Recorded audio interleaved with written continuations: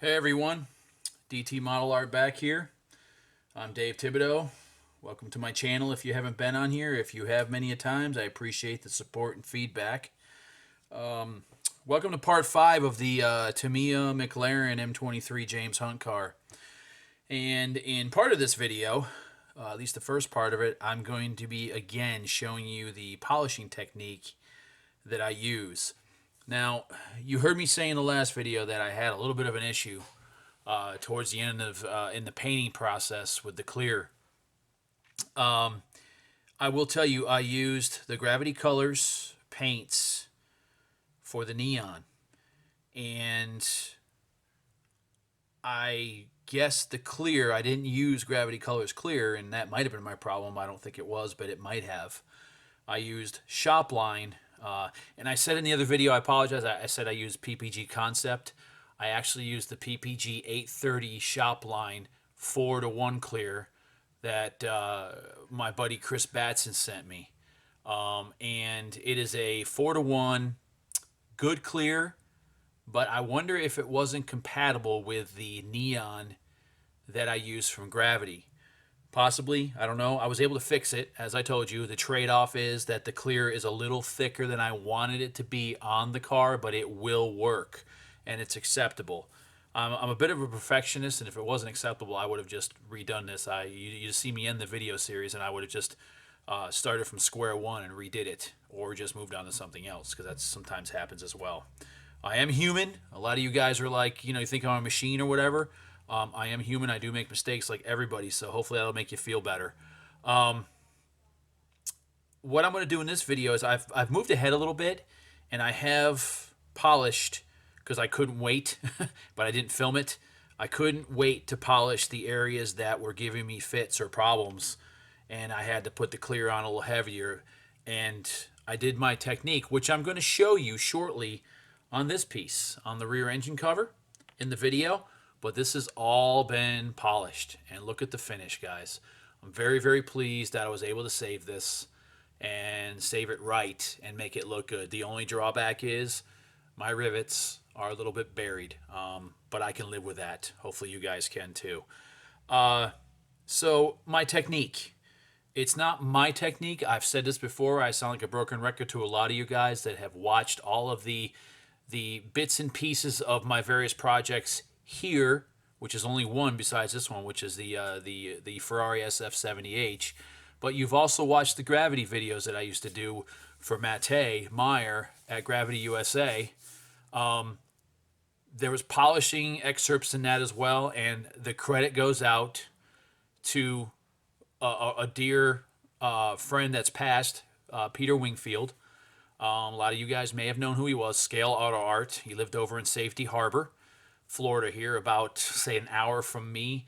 And I did some collaboration work with him. That's how I got to know him. He introduced me to Model Factory Hero kits and how to do them. And, treat white metal and such. And eventually I'm going to pass that on to you guys and gals when I get to a Model Factory Hero kit on my video series that I have time to do. But he also taught me his polishing technique. I'm a 2000 grit type of user. I got a good old buddy of mine from the Carolinas named Al Mosteller that owned a body shop at the time, and he's a big NASCAR fan, and I was too, and still am, but I don't build as many as I like to. He introduced me to automotive paints using base coats and clears, and especially two-part urethane clear, and then taught me how to polish those clears, and opened up a whole new world for me as far as durability and being able to polish urethane clear coats. Never thought it was possible to be able to use, a 2000 sandpaper, cut it down and flatten it, and then use compounds or whatever he, at the time I was using, which I think was 3M Perfected 3 or something like that, and bring the shine back out. And I was doing it by hand at that point. Peter taught me how to do it with a machine, and this is the actual machine that he actually gave me. He had an extra one, and he gave this to me as a gift to use, and I was also doing work for him, so it was going towards a lot of his projects. Using a buffing wheel cuts the time in half and does a better job, and it saves your hands from dying, especially if you're doing 1/12 scale projects, which I tend to do a lot of now as well, not just the smaller stuff like you see here. So this is what Peter taught me, and I'm going to show you again in this video, just like I did in the Ferrari video, basing it on the engine cover. We're just going to do an area on the engine cover so you guys can see how it works. So I have 2000, okay, which I always have used. This is the primary knock it down flat process, is to use 2000 grit. I don't do 1500 to 1000. I don't use micro mesh kits. I used to use the polishing kits, LMG. Nothing against anybody that's using them. They work well, but I don't like to use everything in succession like crisscross hatch and all that, because I've burned through paints using those, even though they go from like I think 2500 up to 12,000 grit. It's just still a lot of sanding and a lot of work. This, I just do two things. I have the 2000, which knocks down any nibs. It flattens the clear. And then I use this, which is what Peter introduced me to. Now, these aren't cheap, guys and gals. These are actually, again, Chris, my buddy Chris, sent me about 4 or 5 round discs of these. They're not cheap, but they're, let me show you a full disc, what they look like. And I just cut pieces off of here. This here, it's 3M 5000 Trizact. This stuff is awesome. And that's what Peter's had me start using. And what it is 5000. It's like a sponge. And, well, let me show you. I mean, I might as well just show you what I do here. So basically, step one, okay, is to hit it with wet sanding, of course. I'm just going to do this one side right here. I'm just going to do this right here on the side. So what you need to do is you need to go, with this, you need to go into a side-to-side or up and down motion. It's a cross hatch. Do not go in a circular motion. Okay, you have to use a side-to-side or up and down. If you go in a circular motion, everyone, you are going to score the clear and you're never going to get it out. So if you're using polishing kits, you do the same. You know, that's what they tell you to do with polishing kits as well, is to go side to side or up and down. But you do one side to side, and then the next one, the next progression of, it might be 5000 with them, you go up and down, and then the 6000 or whatever it is, you go side to side, and then the 8 up and down. It works. I've done it before, even with urethane clears. It's just a lot of work. Let's put it that way. But by the time you get to the 12,000, you know, you almost have a perfect finish with that stuff. But you still take a chance of burning easier when you're using so many grades of sandpaper. At least that's my opinion. So what I'm going to do here is sand this, and I'm going to show you how it's supposed to look. It's not going to be perfect for the purpose of this video. I just want to show you guys the basics, and then you take it as deep and as far as you want to go. But remember, don't go crazy with this. Don't sit here and just keep sanding and think it's not going to burn, because it will eventually burn if you're not careful. And that's why when you're wet sanding, you got to be careful, because the wet masks the possibility of burning through. So every once in a while, you got to stop. I've got a towel in my hand here, and wipe it down and check your work and see where you're at. What you want to do, and I'm not there, I'm pretty much there, is you want it to have, the area that's glossy here is where there's a lip right there. I'm not going to go crazy there, because I'll burn the heck out of this higher spots. High spots are your enemies, everyone. Even with urethane clear, high spots, with 2000 grit, you can go right through if you're not careful. So I've got, you know, this here. You probably, I want to do a little bit more right there, but what you're trying to do is get every glossy area to look flat, which is what the 2000 does. When it's satisfactory and it's flat as you want with the 2000, then you take the Trizact pad, again, wet sanding, and this one here, everyone, you can go in a circular motion with. So you can do this. So I'm sitting here just going in a circular motion over the same area I just did with the 2000. Very, very cool stuff. Just like that. And you go over about as long as you did with the 2000. You can be a little bit more aggressive with the 5000 because it's a very fine sponge. What I love, though, is it is a sponge, so it conforms to all the curves and everything. You're not worried about gouging it with a piece of paper like you do the sanding paper, so you got to be careful with that. And remember, this has been drying, gosh, The longer you let it dry, the more elbow grease you're going to have, and the more work the wheel's going to go. Everybody asked Dave, how, and I've had a couple guys even ask me, and I'll answer them again here on the video, how long do you wait until you polish? With any traditional 2-part urethane clear, I don't wait any longer than 12 hours. Okay, that's as long as I wait. If you wait longer, with some of the clears, those suckers get really hard, and it's like polishing a rock. Okay? So if you got a finish that's perfect and doesn't need polishing, don't worry about it. Does everything need to be polished? No.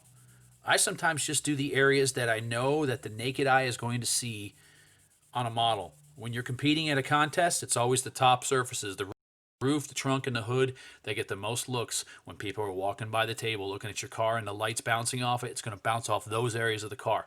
That's what you concentrate on the most on a contest car and your own cars. So what I do is I just keep in a circular motion until I'm satisfied. Put this down. Now what I do is I wipe it down, just like that. You can check if you want and recheck. And I don't do the whole thing. I don't do the whole thing in that process. I do the side, then I'll do the top, and I'll do the other side. In this video, we're just going to do the one side to keep the time down so you know the process. Now, over the years, I've used Perfected 3. I've got some Perfected 2. I've got some 3M just classic compounds. You name it, I've used it. But I don't know what he uses or what it is. I believe it's a 3M product of some sort, but Matt Meyer sells these kits that you can get from him on his USA site. And it's numbered. So you start with 1. This stuff is amazing stuff. I mean, I don't know what it is, but with a buffing wheel, it just buffs up really quick. So what I do is I obviously open up the jar here. Now, I don't load up my wheel with compound. I take the part I got to put the compound on. I just dip my finger in here, and I dab it on just like this. I don't go nuts with it. I don't put a ton on. I put just enough that the wheel gets wet enough and glides it around. And then all you do is you take the wheel. That's the speed I have it on. You can go lower if you want, but it'll go quicker with a higher speed. When you get good with it, you may want to turn it down to that speed or even lower. But I tell you, at that speed, you're going to be sitting there and polishing for a while. You're not going to burn through, but you're also not going to be very effective. The 10 or 15 is the setting I use. Now, you just run the wheel. What you got to be careful of is the edges. Don't get too close to an edge. It's gonna jump on you, and it's gonna take your breath away. See how the RPMs drop off? Because that's why I have it on a higher one. Now I stay away from the edges as much as possible, and I'm looking to get the majority of this polished out with the wheel. Do you have to get everything with the wheel? No. Could you do this by hand, the same method? Yes. You don't have to use a wheel if you don't want everyone. I just happen to use it because it just does a nice job. Now look how already it's like just about shiny as heck. It's just about done because that compound it's aggressive, but it's not overly aggressive. But it takes all of those sanding marks that you just created using 2000 and then the 5000 Trizac away. That's just with number 1. Then what you do is you go ahead and you take your number 2 and you do the same thing. You just take the 2 here, the middle, and I just take a little dab. I dump it on there. I just pat it on with my finger like that. Then I go ahead and I just buff this out the same way. Spreading it around with the wheel, staying away from the edges. I'm not pressing. Am I pressing hard? No, I'm not grinding into it. You don't need to do that. Let the wheel do the work. That's what it's there for. Once I'm done with this, always have a rag handy or a clean. I prefer to use t-shirts, cotton t-shirts. They just seem to be the best thing to buff with. A lot of models will use washcloths too, because it kind of the little tiny little balls of cotton in the washcloth will will aggressively just buff it off. I mean, whatever you want to use. Now, when I'm done with number 2, I do number 3, which is the final. When it's done, if you want, keep in mind, all of these 3 products he sells, you can paint over. So if you just go as far as using these and you ever have to make a touch-up or a clear coat touch-up or whatever, you can do it. It's not going to break up on you. Once you wax it with an automotive wax, carnauba wax, or a conventional wax, which you can do because this is automotive paint we're using here, everyone. It's the same stuff that's on full-size cars. Once you wax it, though, it is done. And I don't recommend you do that because from what I'm told by body shop places that paint, a car stays green, fresh clear coat even stays green for, I think it's like 30 days or it could be more. If anybody out there watching the video knows the exact time that you can safely wax a freshly painted 2-part urethane clear coated car, put it in the comments below because everybody needs to know that. Because wax can actually harm the surface. What it'll do is if the clear coat's still gassing out, it's still drying, and you put a coat of clear over it, it's gonna, or kind of coat of clear, but a coat of wax, it will seal in that clear coat and not allow it to breathe anymore, and it could create problems with your clear down the road in the future, even on your models. So final application here is the number 3 polishing liquid. Again, it's not wax, it's not even a polish, it contains no silicones, this stuff. But this gives you a slick finish. And I'm not sitting here spending a ton of time. And you see how it's just coming up. Look at that. You know? It's just money. That's what it is right there. Probably nicer than the real car had, I'd imagine, but that's okay. And then when you're done, you wipe it off. You can apply these by hand if you want. If you don't have a wheel, buy the compounds, use it by hand. It still works better, even by hand, just not as fast. But you can, if you're scared of the Dremel or you don't have a cordless Dremel, I wouldn't use a regular Dremel because the thing doesn't get down low enough on RPMs. You're gonna melt plastic or burn paint like crazy, and you're gonna be really ticked off at yourself if you do that. But once you're done, I repeat the same process for the top, for the sides, and any other parts. And that's what I did on the main body parts as well, is this method. And look at that finish. See, that is what you want to accomplish. That is an award-winning finish. If you guys are competitors and want to get out there in the into the competitive world of going to contests and such, there's a lot of misconception that 2-part urethane looks like syrup. It can look like syrup if you don't know how to use it or what you're doing with it. But when you polish it, instead of just leaving it alone, if you polish and flatten it, you'll get that syrupy look or that thick look to go away. Because what happens with urethane clear is over the edges of panel lines and such, it builds up, or what I call welling up. And it leaves like a bump or it's almost like the clear, while it's drying, it builds up on that edge and it stays there. It's not level like the rest of the car. And it looks like a dipped in syrup look. You can eliminate that with polishing. You can eliminate it also with adding less clear. I know a lot of guys that will use urethane clear, but when they get done polishing, you can't tell it's a urethane clear coat because they go for just a thin coverage, but then they got to be really careful when they're polishing it. But if they're used to doing lacquer finishes, they have no problem being careful because with lacquer, you got to be super careful. So that'll end this video. It was just a more detailed, in-depth explanation of how I polish these urethane clears out.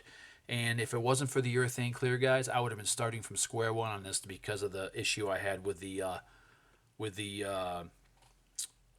neon that was on this car. But let's put this guy on here, and we'll give you one last look of how cool this looks with all this on you. I got tons to do to this now, and I also got to polish the rear wing, but there it is with all of the covers on it and all that. It's just, this car is going to be killer when it's done. And yeah, my thing fell. Nice thing about 2-part urethane clear, it's pretty durable too. It's not going to chip off like lacquer probably would have with that little fall.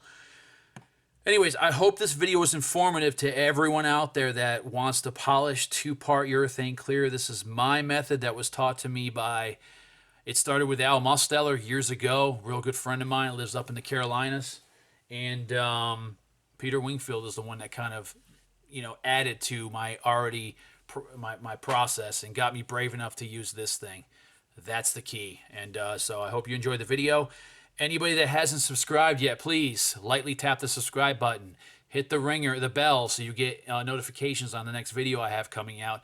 And of course, please like my videos. Really appreciate the support. Talk to you next time.